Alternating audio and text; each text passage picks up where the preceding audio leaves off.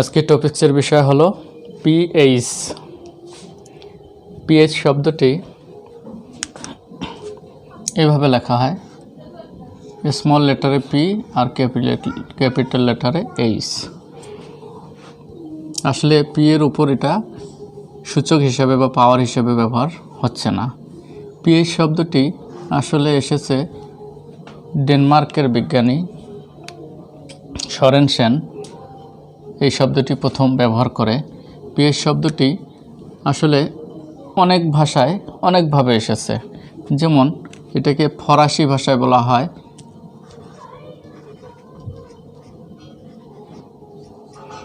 Presence of hydrogen. এটা হচ্ছে ফরাসি, এটা ফরাসি শব্দ। হাইড্রোজেন তো হাইড্রোজেনই নাম মৌলের। তারপরে হচ্ছে জার্মান ভাষায় বলা হচ্ছে পটেন্স অফ হাইড্রোজেন, এটা হলো জার্মান ভাষা। তারপর ডেনমার্কের ভাষায় এটাকে ডেনিশ ভাষায় যেটা বলা হচ্ছে পটেন্স, ডেনিশ ভাষায় অফ হাইড্রোজেন। এটাকে আবার ইংলিশ ভাষায় বলা হচ্ছে পাওয়ার অফ হাইড্রোজেন, এটা হচ্ছে ইংলিশ। এটাকে বাংলা ভাষায় বলা হচ্ছে প্রাবল্য বা তীব্রতা অফ হাইড্রোজেন। এই হলো পিএইচের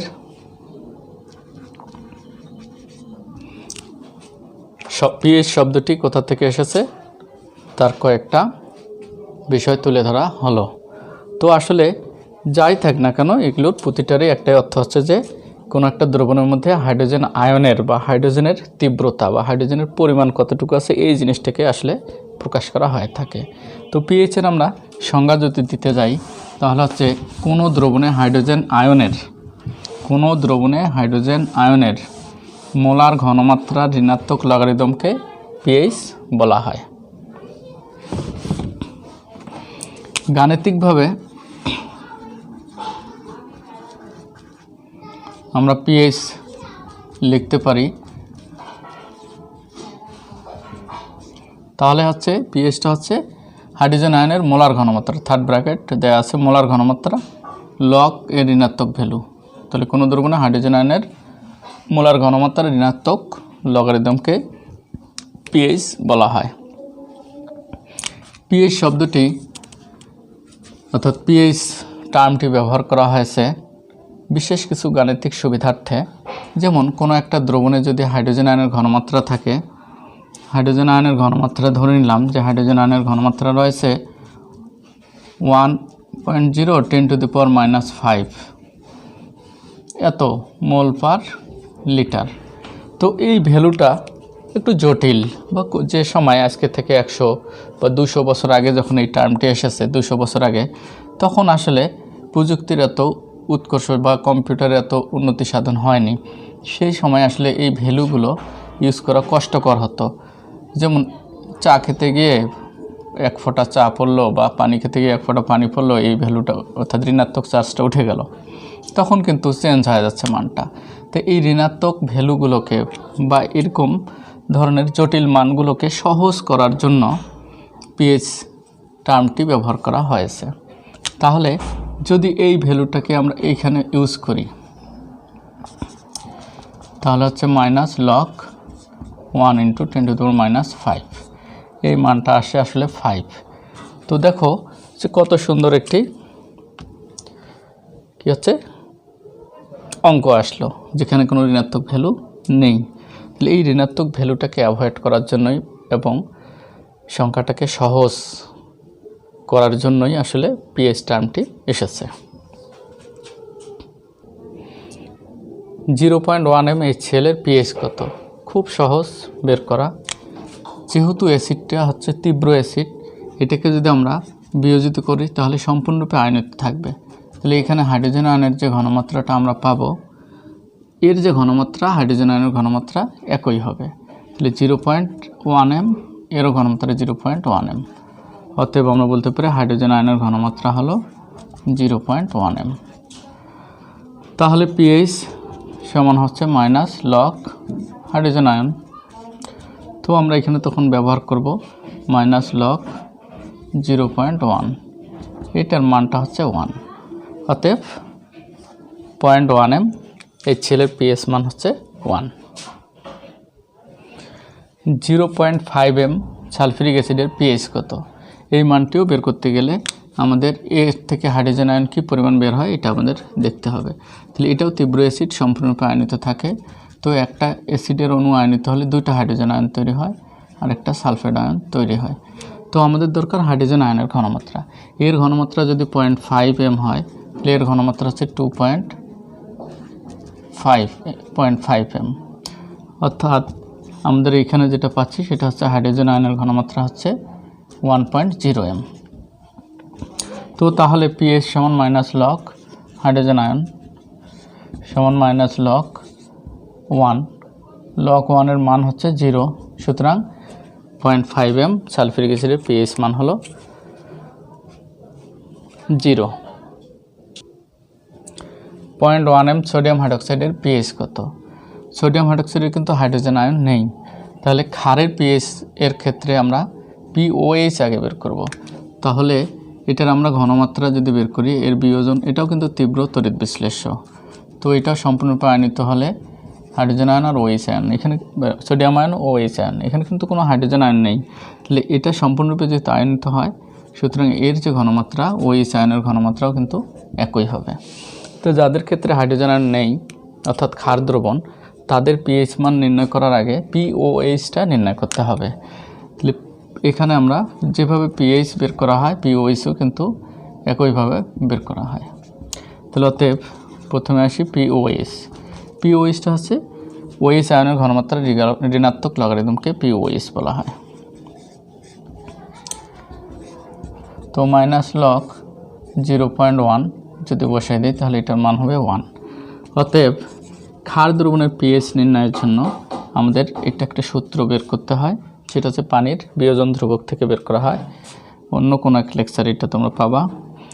তাহলে 14 মাইনাস পিওএইচ, এটা হচ্ছে ক্ষার দ্রবণের পিএইচ নির্ণয়ের সূত্র। তো 14 থেকে আমরা যদি 1 বিয়োগ করি তাহলে আমরা পাবো 13। তাহলে ক্ষার দ্রবণের পিএইচ মান আমরা এইভাবে নির্ণয় করতে পারি। তো অ্যাসিড আর ক্ষার দ্রবণের যে পিএইচ মানগুলো বের করা হচ্ছে, এগুলো কিন্তু তীব্র অ্যাসিড, তীব্র ক্ষার দ্রবণের পিএইচ। মৃদু অ্যাসিড এবং মৃদু ক্ষার দ্রবণের পিএইচের ক্ষেত্রে কিন্তু ভিন্নতা রয়েছে। সেই ক্ষেত্রে অসওয়াল্ডের লঘুকরণ সূত্র এর সাহায্য নিতে হয়, কারণ লঘু ক্ষার দ্রবণগুলো সম্পূর্ণ আয়নিত হয় না, সুতরাং এর ঘনমাত্রাটাকে এর ঘনমাত্রা বলা যায় না। 0.05 m সোডিয়াম কার্বনেট দ্রবণের পিএইচ কত? এখানে কিন্তু সোডিয়াম কার্বনেটকে যদি আমরা আয়নিত করি তাহলে কিন্তু সোডিয়াম আয়ন আর কার্বনেট আয়ন তৈরি হয়। এখানে না আছে ওএইচ আয়ন, না আছে হাইড্রোজেন আয়ন, কিন্তু আমরা জানি যে এটা একটা ক্ষার। লবণ হলেও এটা কিন্তু একটা ক্ষার, প্রায় তীব্র ক্ষার। তো এইটা আসলে যখন এর পিএইচ বের করতে যাব তখন একটু ভিন্ন চিন্তা ভাবনা করতে হবে। যেমন এই ক্ষারটা যদি আর্দ্র বিশ্লেষিত, এই লবণটা যদি আর্দ্র বিশ্লেষিত হয় অর্থাৎ পানির সাথে যুক্ত হয়, তাহলে এটা তৈরি হবে এরকম, সোডিয়াম হাইড্রোক্সাইড তৈরি হবে। এখানে দুইটা সোডিয়াম আছে, এই জন্য 2, আর হচ্ছে কার্বনিক অ্যাসিড তৈরি হবে। তো এখানে যে সোডিয়াম হাইড্রোক্সাইডটা তৈরি হচ্ছে এটা কিন্তু তীব্র ক্ষার। তো এটা থেকে আমরা পাবো সোডিয়াম আয়ন আর হচ্ছে ওএইচ আয়ন পাবো। তো এটা যেহেতু 2 আছে, 2 দিতে হবে। এর ঘনমাত্রা যদি হয় 0.05, তাহলে দেখো এটা থেকেই, এক অণু থেকেই কিন্তু এটা 2 মোল পাওয়া গেছে, 1 মোল থেকে 2 মোল। তাহলে এটার ঘনমাত্রা হবে 2 × 0.05 m। তো অতএব আমরা এখানে পাচ্ছি ওএইচ আয়নের ঘনমাত্রা পাচ্ছি, এটা গুণ করলে হবে 0.1 m। তাহলে আমরা পিএইচ বের করব, তার আগে আমরা যেহেতু ওএইচ পেয়েছি পিওএইচটা বের করব। অতএব আমরা পিওএইচ সমান মাইনাস লগ ওএইচ আয়নের ঘনমাত্রা। তো এখানে আমরা যদি লিখে দেই 0.1 সমান 1 হবে। তো আবার আমরা লিখব পিএইচ ক্ষার দ্রবণের জন্য 14 মাইনাস ওএইচ সমান 14 মাইনাস আমরা লিখতে পারি 1, অর্থাৎ এটা পিএইচ মানও হবে 13।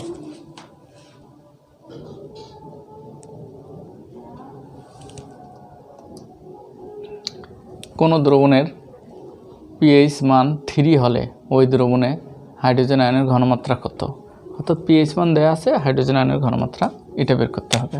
তো আমরা জানি পিএইচ সমান মাইনাস লগ হাইড্রোজেন আয়নের মোলার ঘনমাত্রা, বা আমরা লিখতে পারি মাইনাস লগ হাইড্রোজেন আয়ন সমান পিএইচ সমান আমরা লিখতে পারি,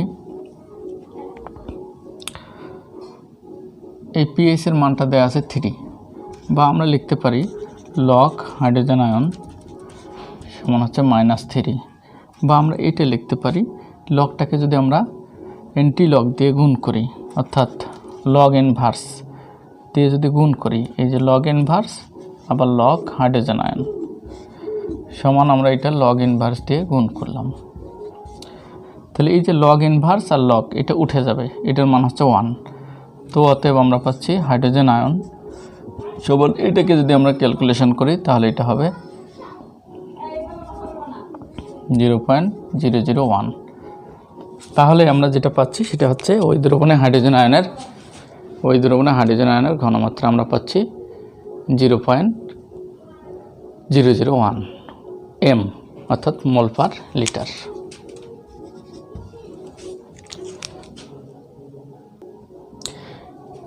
মৃদু অ্যাসিড বা মৃদু ক্ষারের পিএইচ মান নির্ণয় করার জন্য আমাদের যেটা প্রয়োজন সেটা হচ্ছে যে অসওয়াল্ডের লঘুকরণ সূত্রটি একটু জানা লাগবে।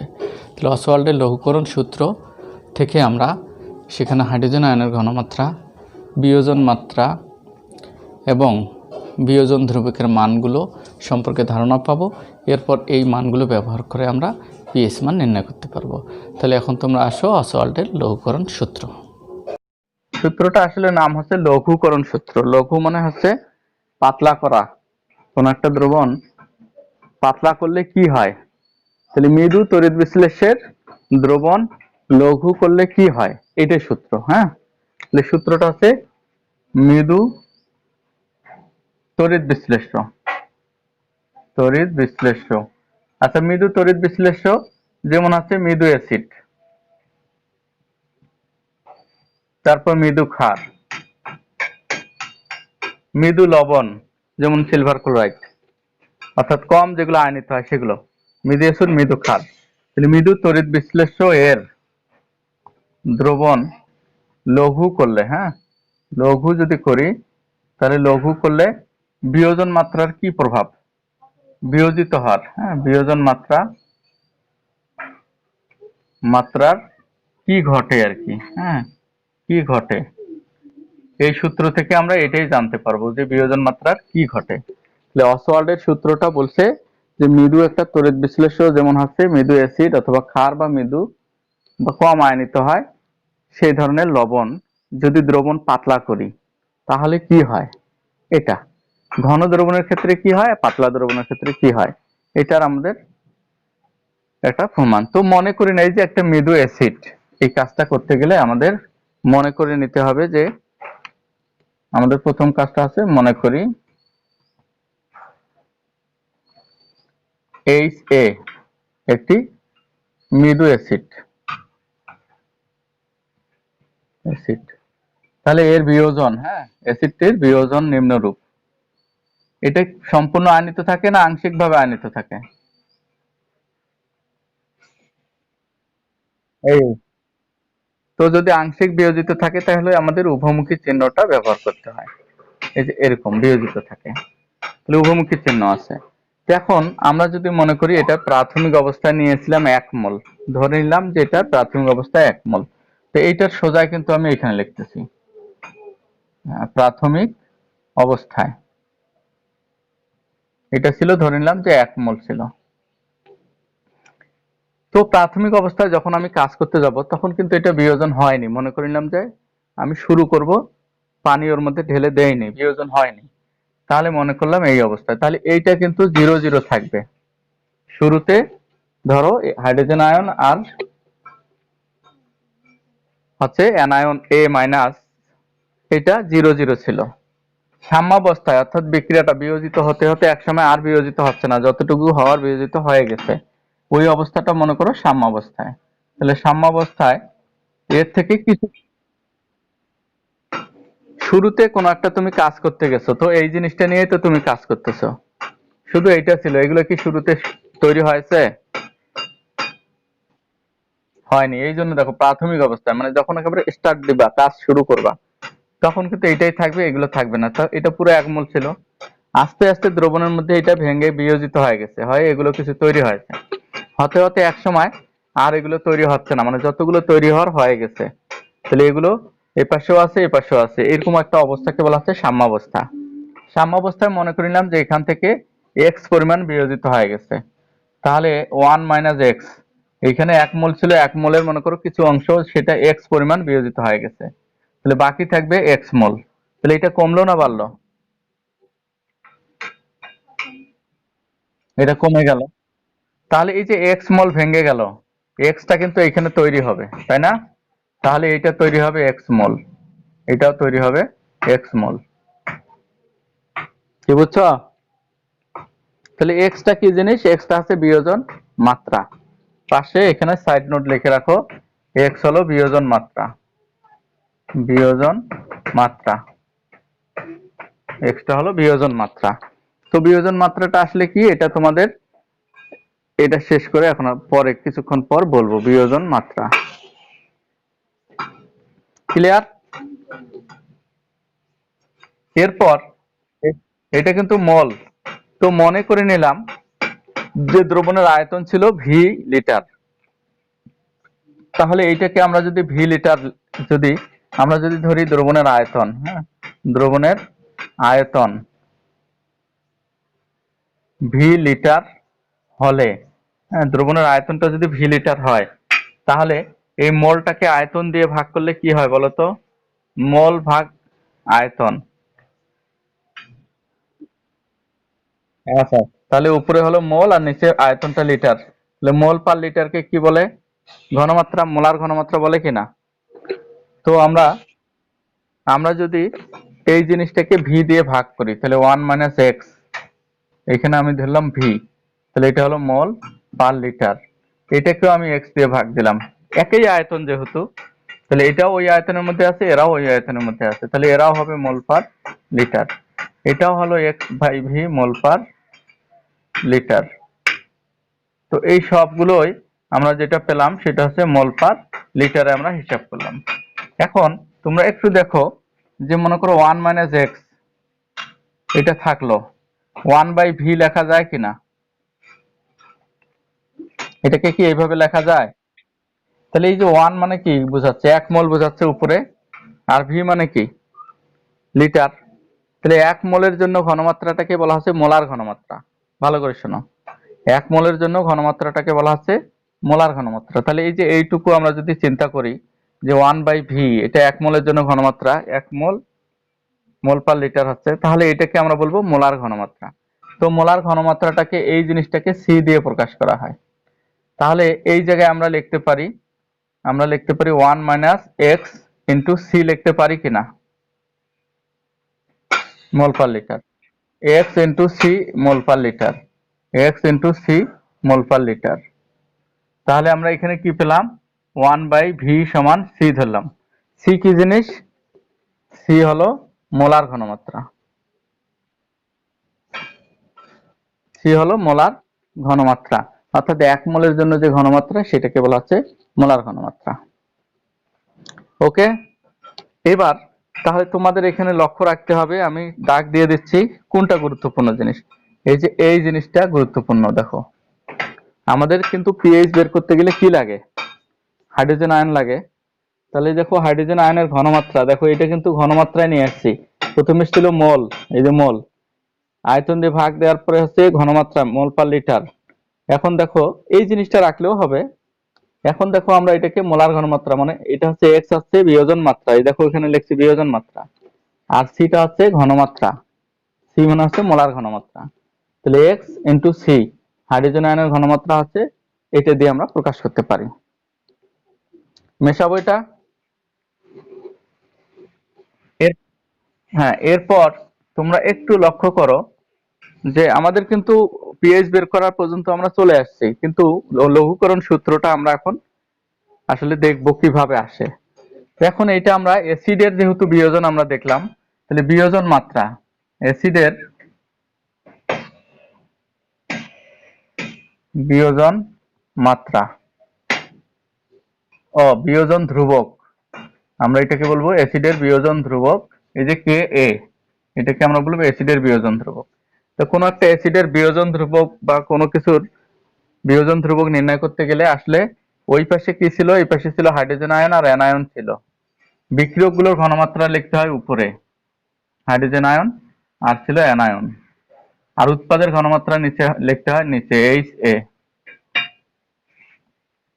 এই এইচ এ এরকম ছিল, তাহলে বিক্রিয়কগুলো উপরে লিখতে হয় আর উৎপাদগুলো নিচে লিখতে হয়। এখন আমরা যদি এটাকে এইভাবে লিখি, তো দেখো এইটুকু জায়গা হচ্ছে অ্যাসিডটার বিয়োজন মাত্রা আমরা বের করলাম। এই জায়গায় যদি আমরা লিখি কে সমান, এইটা কিন্তু আমরা ঘনমাত্রা পেয়েছি, এই দেখো x c, x into C.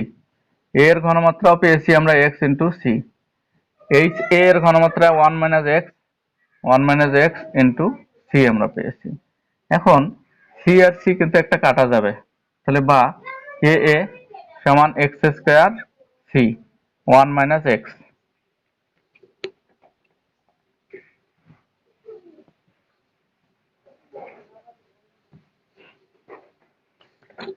এটা আমরা একটা পেলাম। তো আগের সমীকরণটা, প্রথম সমীকরণটাকে অর্থাৎ বিয়োজনের সমীকরণটাকে যদি এক দেই, তাহলে এটাকে আমরা লিখতে পারি 2 নম্বর সমীকরণ, নাম্বার না দিলেও চলে। এখন যদি আর কি, যদি অ্যাসিড মৃদু অ্যাসিড গুলো বেশি বিয়োজিত হয় না কম বিয়োজিত হয়? বিয়োজন মাত্রা এক্স ক্ষুদ্র হয়, হ্যাঁ ক্ষুদ্র হয়, তাহলে খুবই যদি ক্ষুদ্র হয় তাহলে আমরা ওয়ান মাইনাস এক্স এইটা বাদ দেয়া আর না দেয় একই, এটা হবে। তাহলে এটা যদি খুব ক্ষুদ্র হয় এক্স এর মান, তাহলে এক থেকে এক্স বাদ দিলে এই মানটা খুব ক্ষুদ্র হয়, বাদ দেয়া আর না দেয় একই, অর্থাৎ ওয়ানের মতোই দেখা যাবে। তো অতএব আমরা 2 থেকে আমরা লিখতে পারি কে এ সমান এক্স স্কোয়ার সি, আর নিচে আমরা লিখলাম 1। অতএব আমরা লিখতে পারি, হ্যাঁ না ওইটা তো পুরা ভ্যালু, ওটা তো কারোর সাথে বাদ দিচ্ছে না, কোনো কিছু থেকে বাদ দিচ্ছি? ওটা তো বাদ দিচ্ছি না। তো এই প্রশ্নটার উত্তর তোমরা এইভাবে পেতে পারো যে বাংলাদেশের লোক সংখ্যা 17 কোটি, 5টা লোক মারা গেল। তো 17 কোটি মনে করো, এই যে এটা 17 থেকে বাদ গেল 5টা, তো বাদ যাওয়ার না যায় একই, 17 কোটি লেখা যায় তাই না? কিন্তু মারা যাওয়ার যদি হিসাব, আমরা যদি মারা যাওয়ার হিসাবটা করি, কয়জন মারা গেছে? 5জন মারা গেছে, তাহলে উপরে তো মারা যাওয়ার হিসাব, এই 5 তো লিখতেই হবে। ওইটা তো মৃত্যুর হিসাবে যদি যায় তাহলে মৃত্যুর হিসাবটা তো ঠিক থাকবে, 5জনই থাকবে। মৃত্যু হারের সময় কিন্তু ওই 5ই মূল্যবান, কিন্তু যখন মারা যাওয়ার রেট মানে ওইখান থেকে বাদ দিতে যাব তখন বাদ দেয়া না দেয়া একই। তো এইটার পরিবর্তে আমরা লিখতে পারি এক্স স্কোয়ার সি, বা আমরা যদি লিখি সি সমান কি হবে তাহলে, না সি না, এক্স সমান হবে এরকম কে এ বাই সি। এটা লেখা যায় কি? হ্যাঁ। এখন এইখানে দেখো ওই পাশটাতে বোর্ড দেখা যাচ্ছে, তাহলে আমরা লিখতে পারি অতএব সমান, আমরা লিখি রুট ওভার কে ইন্টু 1/√সি, এটা লেখা যায় কি? এটা বা, অতএব আমরা এটা এইভাবে লিখতে পারি এক্স, এই দেখো এটা ধ্রুবক, আর সমান চিহ্ন দিয়ে আমরা কি লিখতে পারি, সমানুপাতিক লিখতে পারি কিনা?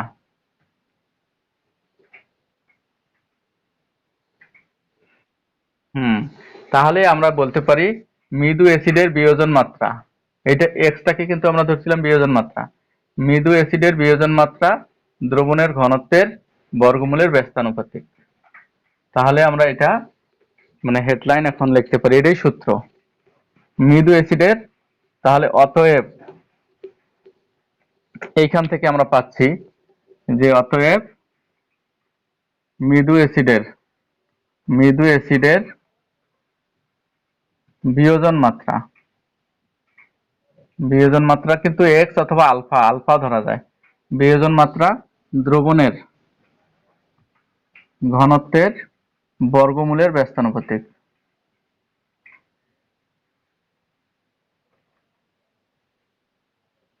সঠিক। এইটাই হলো সূত্র, ইহাই অসওয়াল্ডের সূত্র। এইটুকু, এই লাইনটাই হচ্ছে অসওয়াল্ডের সূত্র। সূত্রটা আমরা উপপাদন করলাম।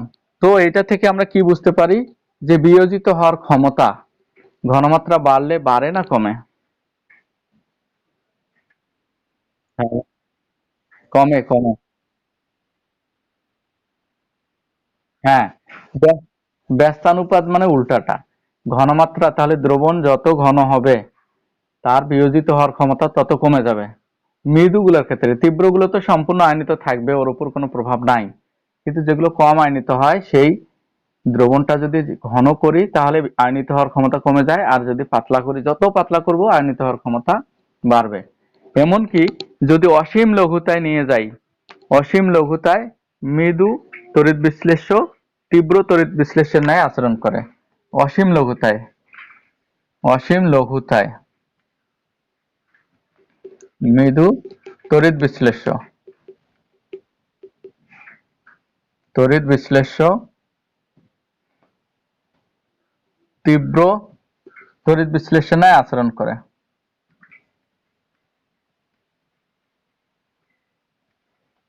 তীব্র তড়িৎ বিশ্লেষণ ন্যায় মানে কি? সম্পূর্ণ আয়নিত থাকে।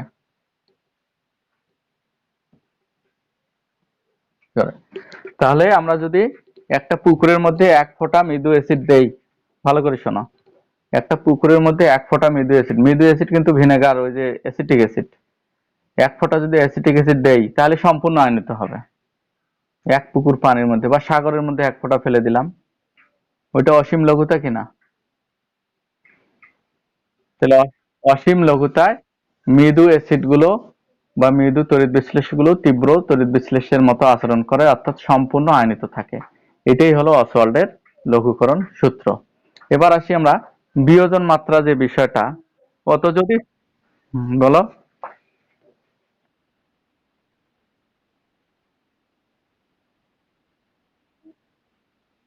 সূত্রটা দেখবা প্রতিপাদন ওইভাবে আসে না, কিন্তু এটা তোমাদের জানতে হবে। চতুর্থ অধ্যায় আছে, চতুর্থ অধ্যায়ে এই টাইপের গাণিতিক সমস্যা আসবে, অর্থাৎ এইভাবে বের করে নিয়ে আসতে হবে সূত্রগুলো। অর্থাৎ সূত্রটা কিভাবে বের হলো এটা তোমাদের শিখতে হবে। চতুর্থ অধ্যায়টা ভালোভাবে কাজে লাগবে। ঠিক আছে, ওখানে কিছু গাণিতিক সমস্যা আছে, সেই সমস্যাগুলো এইভাবে বসিয়ে বসিয়ে বের করতে হয়, কাজে এটা ওইটার জন্য বেশি প্রযোজ্য। এবার আমরা আসি একই, তাপমাত্রা বাড়লে কিন্তু বিয়োজন মাত্রা বাড়ে না কমে বলো তো? বিয়োজন মাত্রা বাড়তেও পারে কমতেও পারে। যেমন আমরা যদি চিন্তা করি যে পানি একটা তীব্র তড়িৎ বিশ্লেষ্য না মৃদু বলো তো? পানি খুব সামান্য আয়নিত হয়, বুঝছো? মৃদু তড়িৎ বিশ্লেষ্য 40 কোটির মধ্যে একটা অণু হয়তো আয়নিত থাকতে পারে, 40 কোটির মধ্যে। তাহলে পানি একটা মৃদু তড়িৎ বিশ্লেষ্য।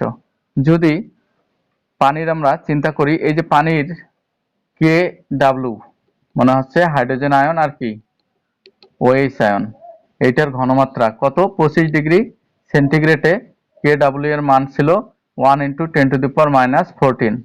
দেখো এত কম, 25 ডিগ্রি সেলসিয়াস তাপমাত্রা এটা ঘটে থাকে।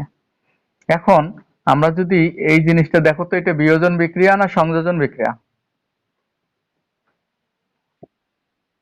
এটা তাপ উৎপাদী না তাপহারী বলো?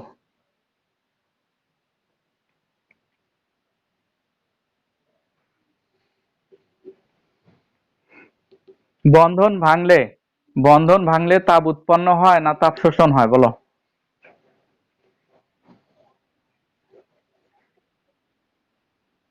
শোষণ হয়।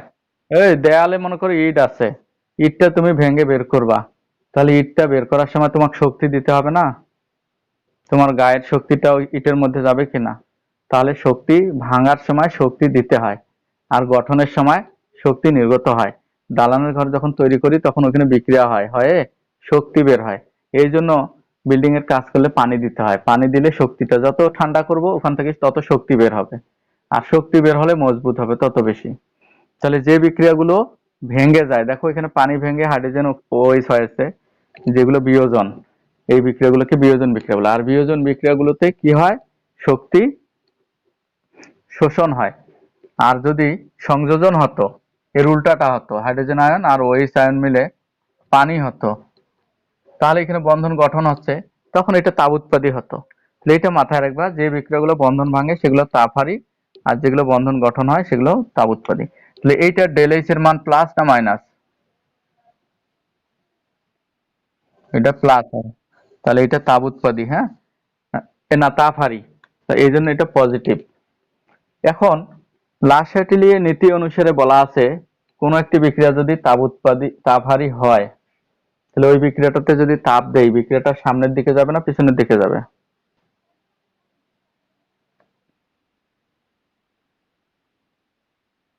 সামনের দিকে যায়। হ্যাঁ, আচ্ছা, তোমার শীতকালে তুমি কোথাও যাচ্ছ, কিন্তু তোমাকে খুব ঠান্ডা লাগতেছে, এই ঠান্ডা লাগাটা তাপহারী না তাপ উৎপাদী? তাপহারী। এবার যদি তোমার গায়ে একটু গরম জিনিস দেয়া হয়, মানে রোদ ওঠে, তাহলে তোমাকে আরাম লাগবে না কষ্ট লাগবে? আরাম লাগবে। তার মানে তুমি সামনে আরো দ্রুত বেগে যাবা, ঠিক আছে? তাহলে যেগুলো তাপ হারি বিক্রিয়া সেগুলো সামনে যায়, তাপমাত্রা বাড়ালে সামনে যায়। তাহলে এই বিক্রিয়াটা তাপ হারি, এটাতে যদি আমরা তাপমাত্রা বাড়িয়ে দেই, তাহলে সামনের দিকে যাবে। অর্থাৎ সামনের দিকে যাওয়া মানে কি, হাইড্রোজেন আর ওএইচ আয়ন বেশি তৈরি হবে না কম তৈরি হবে? বেশি তৈরি হবে। হ্যাঁ, তাপ হারি বিক্রিয়া, হ্যাঁ তাপ হারি হওয়ায় লা শাটিলিয়ে নীতি অনুসারে, লা শাটেলিয়ে নীতি অনুসারে অনুসারে তাপমাত্রা বাড়ালে, তাপমাত্রা বাড়ালে বিয়োজন বাড়বে, অর্থাৎ সামনে যাবে। হ্যাঁ, বিয়োজন বাড়বে। ঠিক আছে, তাহলে এটাতে তাপমাত্রা বাড়ালে বিয়োজন বাড়ে। এই জন্য বলা হচ্ছে যে এই বিয়োজন মাত্রার তাপমাত্রার উপর নির্ভরশীল। কোন ধরনের বিক্রিয়া, তাপ উৎপাদী না তাপহারী, এটার উপর নির্ভর করবে। তো যদি বিয়োজন বাড়ে, তাহলে হাইড্রোজেন আয়নের পরিমাণ বাড়বে না কমবে? বাড়বে।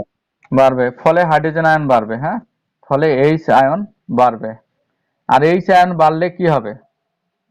বাড়বে, এবং পিএইচ কি হবে বলতো? কমবে। কমবে। এই জন্য তাপমাত্রা বাড়ালে পানির পিএইচ মান একটু হলেও কমে, সামান্য। সাধারণত বিশুদ্ধ পানির পিএইচ মান 7, কিন্তু যদি তাপমাত্রা বাড়িয়ে দেই 100 ডিগ্রি সেলসিয়াস তাপমাত্রায় যদি পানিকে রাখি, বা 100 কাছাকাছি, তাহলে দেখা যাবে ওর হাইড্রোজেন আয়নের পরিমাণ বেড়ে যায়, পিএইচ মান মনে করো 6.9 বা এরকম আসে, অর্থাৎ কমে আসে একটু হলেও। এই কারণে তাপমাত্রা বাড়ালে পিএইচ, পানির পিএইচ মানের পরিবর্তন হয় কিনা, যদি এরকম টাইপের প্রশ্ন থাকে, তাহলে এই যে উত্তরগুলো কিন্তু বলে দিলাম তোমাদের, কেন হয় সে পুরো কারণটাও বলা হলো। তো যাই হোক, এবার আমরা আসি বিয়োজন মাত্রা কি।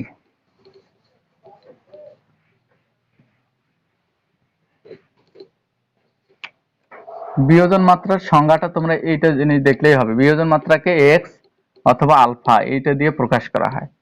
বিয়োজিত মোল সংখ্যা, উপরে লিখতে পারো বিয়োজিত মোল সংখ্যা, আর হচ্ছে মোট মোল সংখ্যা, মোট মোল সংখ্যা, এটাকে বলা হয় বিয়োজন মাত্রা। তাহলে বিয়োজন মাত্রা হলো কোন পদার্থের বিয়োজিত মোল সংখ্যা আর মোট মোল সংখ্যার অনুপাতকে এটা বলা হয়। একে শতকরায় প্রকাশ করা হয়, এই মানটা একে শতকরায় প্রকাশ করা হয়।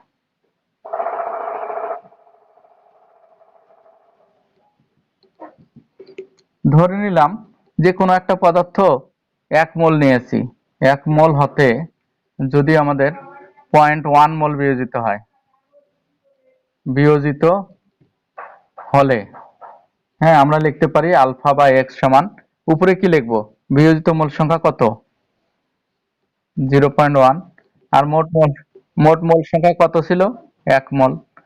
তো এটা যদি আমরা ভাগ করি তাহলে মানটা খুব ছোট হয়, এই জন্য এটা 100 দিয়ে গুণ করা হয়, শতকরা। যখন শতকরা গুণ করা হয় তখন এটা হবে 10%, এইটা পার্সেন্টেজ, তাহলে বিয়োজন মাত্রাকে পার্সেন্টেজে প্রকাশ করা হয়ে থাকে। আর একটু দেখে নাও, আমি আবার বলতেছি যে মৃদু অ্যাসিডের পিএইচ নির্ণয়ের সময় আমাদের যে যে বিষয়গুলো লক্ষ্য রাখতে হবে, অ্যাসিডটার ঘনমাত্রা থাকতে পারে, অ্যাসিডটার বিয়োজন মাত্রা থাকতে পারে, অ্যাসিডটার কে থাকতে পারে, এগুলো কিন্তু এই তিনটার দুইটা থাকতেই হবে। যদি একটা থাকে তাহলে বের করা যাবে না। তো মৃদু অ্যাসিড যেহেতু সম্পূর্ণ আয়নিত হয় না, যে কারণে তার হাইড্রোজেন আয়ন, অ্যাসিডের যে ঘনমাত্রা থাকে ওইটাকে আমরা হাইড্রোজেন আয়ন বলতে পারি না, হাইড্রোজেন আয়নের ঘনমাত্রা বলতে পারি না। তো হাইড্রোজেন আয়নের ঘনমাত্রা বের করার জন্য যেমন এখানে একটা দেয়া আছে 25°C 0.1 m ইথানোয়িক অ্যাসিডের বিয়োজন, ও বিয়োজন বিয়োজন ডাবল হচ্ছে না, এর বিয়োজন মাত্রা 10% হলে পিএইচ মান কত। সেই ক্ষেত্রে কোনো ক্ষেত্রে গাণিতিক সমস্যা সমাধানের জন্য এই মানটা দরকার হয়, তো এটার ক্ষেত্রে আমাদের দরকার হবে না। তো আমরা প্রথমে দেখব যে অ্যাসিডটির বিয়োজন, এই বিয়োজিত হলে এরকম হয়। তো আমরা অসওয়াল্ডের লঘুকরণ সূত্র থেকে জানি যে হাইড্রোজেন আয়নের মৃদু অ্যাসিডের হাইড্রোজেন আয়নের ঘনমাত্রা বের করতে গেলে আলফা ইন্টু সি এটা লাগে। তো আলফা এর মান 10% মানে 0.1, আর সি এর মান তো দেয়াই আছে এখানে ঘনমাত্রা, তাহলে এই দুটো গুণ করলে এটা পাওয়া যায়। অতএব আমরা পিএইচ সমান এটা বের করতে পারি, minus log hydrogen ion, hydrogen ion, হ্যাঁ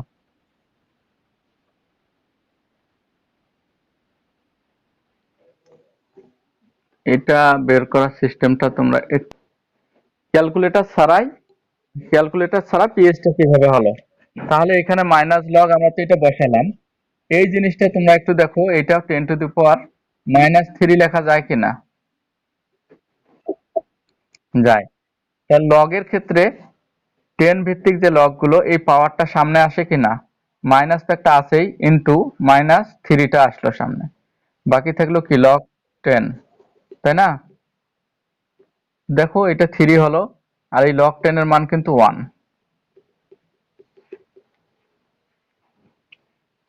তাহলে এই অঙ্কটা আমরা কিভাবে করবো, 25°C তাপমাত্রায় 0.2 m ইথানোয়িক অ্যাসিডের বিয়োজন ধ্রুবক কে দেয়া আছে, তাহলে পিএস কত।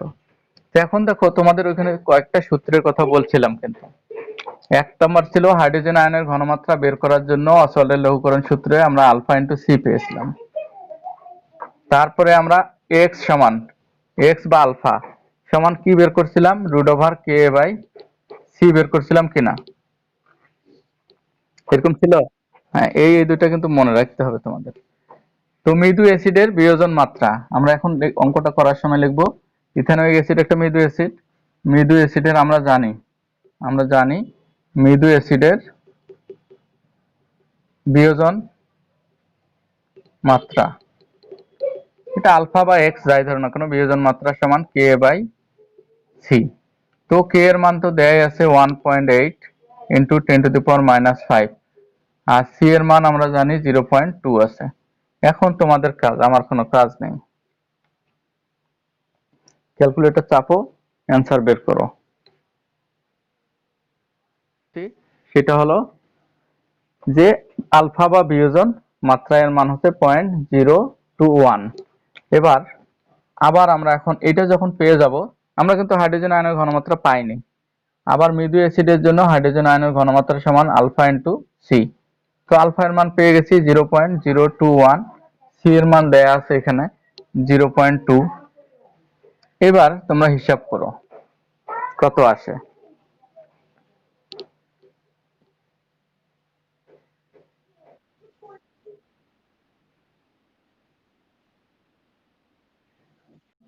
বসানোর পর তাহলে এটা একটু চেঞ্জ হয়ে যাবে, এটা কত হয় একটু বলো তোমরা। 0.00186 এই ভ্যালুটা আমরা পেলাম। এখন আমরা যদি হাইড্রোজেন আয়নের ঘনমাত্রা বের করতে চাই, তো এখন তো আমরা জানি পিএইচ সমান মাইনাস লগ হাইড্রোজেন আয়ন। তো এইখানে আমরা মাইনাস লগ লিখে এই হাইড্রোজেন আয়নের মানটা লিখে দেবো 0.00186, এটা বসাই দিলে একটা ভ্যালু বের হবে। তো ভ্যালুটা রেজাল্টটা কি আসলো, 2.2 ফাইনাল রেজাল্টে আসলো 2.72, এটা তো। আচ্ছা, তো আরেকটা আমি দিচ্ছি তোমাদের, এটা আসছিল এক বোর্ড কোশ্চেন দেখবা। তো বোর্ড কোশ্চেনটা পুরোটাই দেয়া যাচ্ছে না, আমি তার যে অংশটা এটার সাথে জড়িত সেই অংশটা দিচ্ছি। এরকম একটা উদ্দীপক ছিল, আরো এরকম 3টা পাত্র দেয়া ছিল। ইথানোয়িক অ্যাসিড 9 মিলি 0.01 এম, CH3 এটা ছিল 9 মিলি 0.01 এম ঘনমাত্রার। আর এটার কে এর মানটাও দেয়া ছিল, কে এর মানটা হচ্ছে 1.8 10⁻⁵,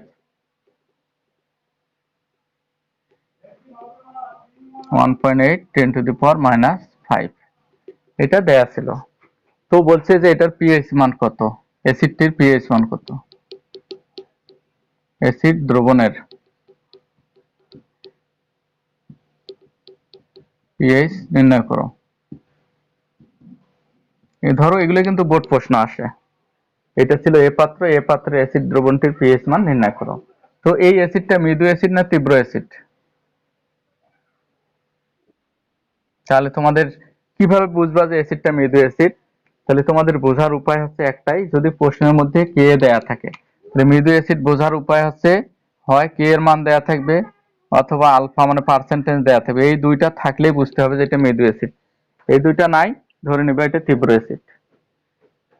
কারণ এই দুইটার যে কোনো একটা থাকলেই ধরে নিতে হবে যে এটা মৃদু অ্যাসিড প্রশ্নের মধ্যে। তুমি যদিও জানো যে এটা মৃদু অ্যাসিড কিন্তু দেয়া নাই, তাহলে তো তুমি দেয়া না থাকলে করতে পারবে না। এই জন্য অবশ্যই তোমার এগুলো থাকলেই ধরে নিতে হবে যে এটা মৃদু অ্যাসিড। তাহলে এই মৃদু অ্যাসিডের এটা পিএইচ যখন নির্ণয় করতে যাবো, তো অ্যাসিডটার বিয়োজন আমরা প্রথমে দেখব। অ্যাসিডটার বিয়োজন কিন্তু এই যে উভমুখী চিহ্ন দিয়েছি, আংশিকভাবে আয়নিত হয়। তো প্রথম কাজ এটা। তো এখানে আমাদের কি বের করতে হবে দেখো তো, কে দেয়া আছে, কে দেয়া থাকলে আলফা বের করতে হবে। হ্যাঁ, আমরা জানি বিয়োজন মাত্রা আলফা সমান √ এই যে একই কে বাই সি। তো এই মানগুলো তোমরা বলবা যে বিয়োজন মাত্রা আলফা হলে বিয়োজন ধ্রুবকের মান কে, এগুলো দেয়া আছে, এগুলো লিখবা। তো এখানে তাহলে আমরা লিখি 1.8 ইন্টু 10⁻⁵, আর নিচে আমরা লিখবো 0.01। এটা একটা হিসাব বের করো দেখি, এটা তোমরা নিজেরাই পারবে অবশ্য। এই ভ্যালুটা হবে এরকম, হ্যাঁ। এটা যদি, এটা হচ্ছে 1.8 ইন্টু 10⁻⁷ হবে। তো এইটার ক্ষেত্রে তোমরা একটু হিসাব করো,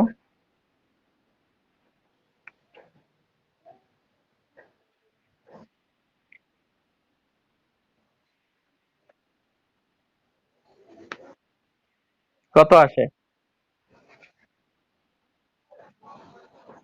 কত হলো? 0.0424, 0.0424 এটা আসলো।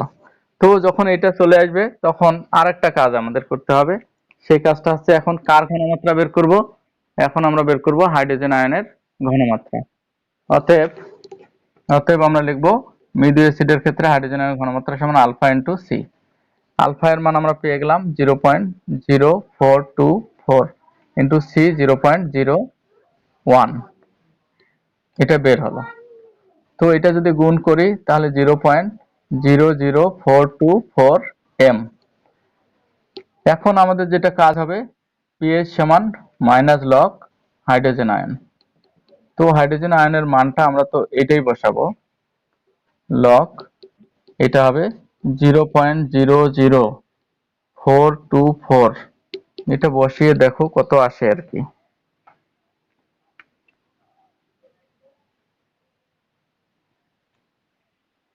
2.7 নাকি 2.8 বোধহয় হবে।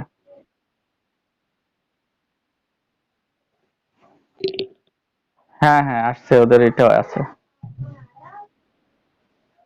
এটা হচ্ছে 3.37, 3.37। ও, তো একটা জিরো বোধহয় কম হয়ে গেছে আমাদের, দেখো তো, একটা জিরো কম হয়ে গেছে কোনো কারণে। এটা হবে, তাহলে ওদের অ্যান্সার 3.37, এটাই হলো অ্যান্সার। তো পিএইচ এখন বের করতে পারবা তো নাকি?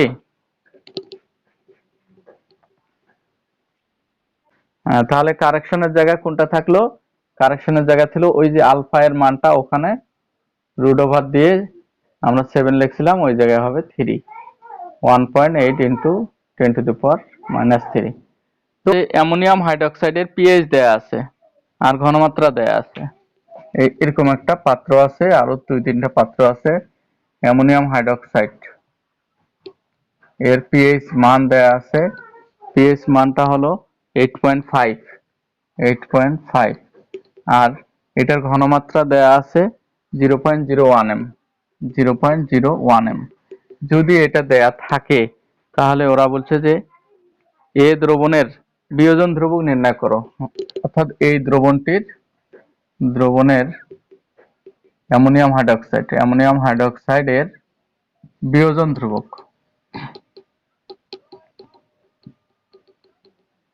কত হবে, তাহলে আমাদের বিয়োজন ধ্রুবকটা বের করতে বলছে। তো আমরা যদি অ্যামোনিয়াম হাইড্রোক্সাইডটাকে এইভাবে দেখি, অ্যামোনিয়াম হাইড্রোক্সাইড এটা তীব্র না মৃদু? এটা কিন্তু মৃদু, হ্যাঁ। তাহলে এটা মৃদু। দেখো পিএইচ দেয়া আছে, আর কি দেয়া আছে, এটা দেয়া আছে। তো এটার কিন্তু দেয়া আছে পিএইচ, একটু মাথায় রাখো যে এটার কিন্তু পিএইচ দেয়া আছে। তাহলে আমাদের বের করতে হবে পিওএইচ। এইখান এটা আয়নিত হলে কিন্তু হাইড্রোজেন আয়ন বের হবে না, এর কিন্তু ঘনমাত্রা যেটা বের হবে সেটা ওএইচ আয়নের ঘনমাত্রা বের হবে। তাহলে ক্ষার দ্রবণের পিএইচ আমরা কি জানি, ক্ষার দ্রবণের পিএইচ সমান 14 - পিওএইচ, তাই না? দেখো ক্ষার দ্রবণের পিএইচ হচ্ছে পিএইচ সমান 14 - পিওএইচ, বা আমরা যদি অতএব যদি পিওএইচ টা বের করতে চাই তাহলে হবে 14 - পিএইচ। তাহলে 14 থেকে আমরা যদি এর পিএইচ 8.5 বাদ দেই তাহলে কত থাকে বলো তো?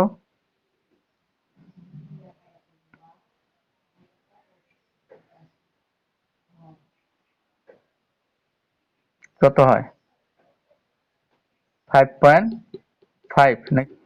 আমরা যদি এখন মাইনাস চিহ্নটাকে যদি ওই পাশে নিয়ে যাই তাহলে আমরা পাবো লগ ওএইচ আয়ন -5.5। ঠিক আছে। বা আমরা যদি এখন ওএইচ আয়নটা এখানে রাখি তাহলে লগটা ওই পাশে যাবে কিনা? তখন লগ ইনভার্স মানে এন্টি লগ, এটা ওই পাশে গেলে এন্টি লগ হবে -5.5। এন্টি লগ করা তোমরা জানো তো নাকি? ক্যালকুলেটরে যেখানে লগ আছে এলওজি, শিফট চেপে ওই জায়গাটা চাপবা।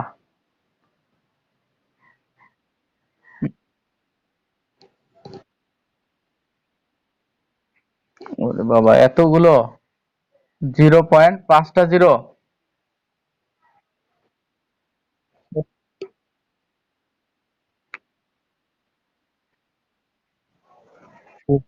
16 10 ইনভার্স -6। এটা তো খুবই কম ভ্যালু হলো,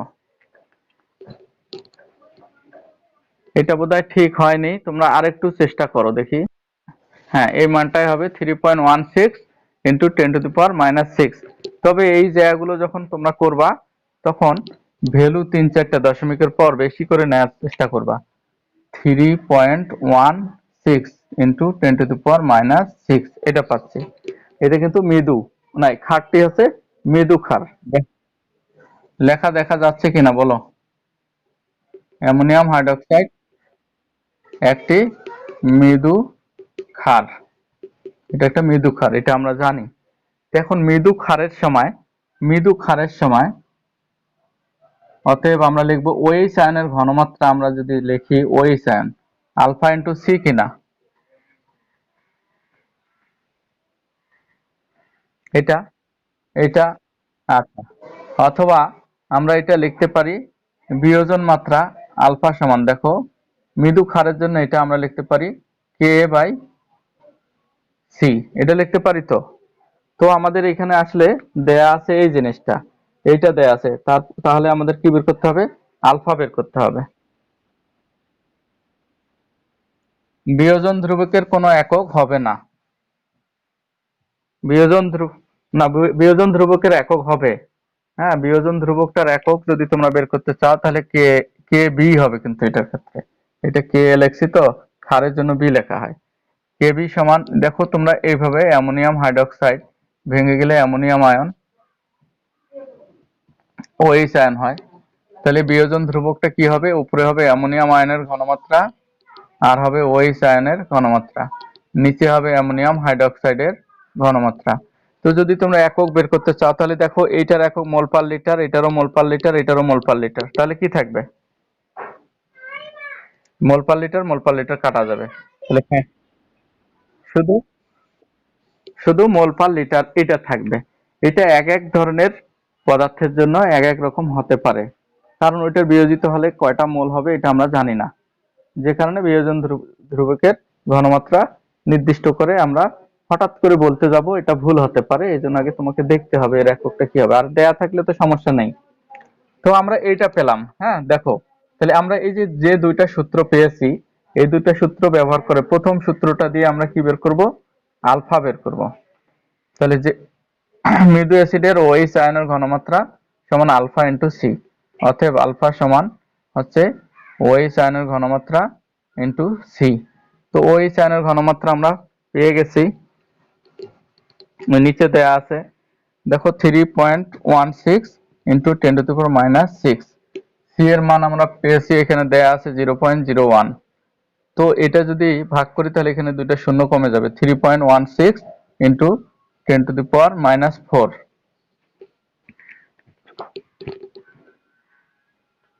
তাহলে আমরা আলফা এর মান পেলাম 3.1 ইন্টু 10⁻⁻4। এবার আমরা পরের সূত্রটা ব্যবহার করব। আবার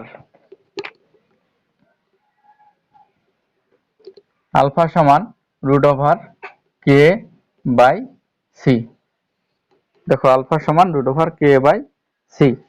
তো এখানে যদি আমরা এই কাজটা করি, উভয় পাশে কি করব?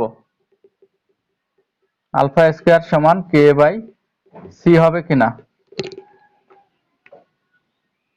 আলফা স্কয়ার সমান √k/c। তাহলে আমরা k এর সমান কি লিখতে পারি? Alpha square c।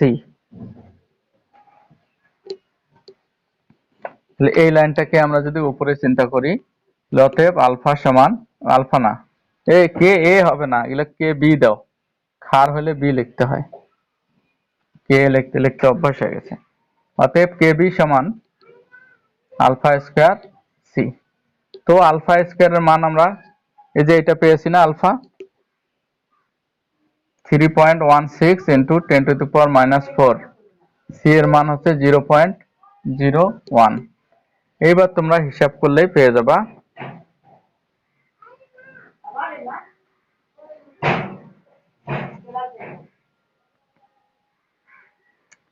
3.16, এটাকে দুইবার যদি গুণ করো তাহলে কত হয়? আচ্ছা তোমরা একবারে ক্যালকুলেটর 8, হ্যাঁ 9.9,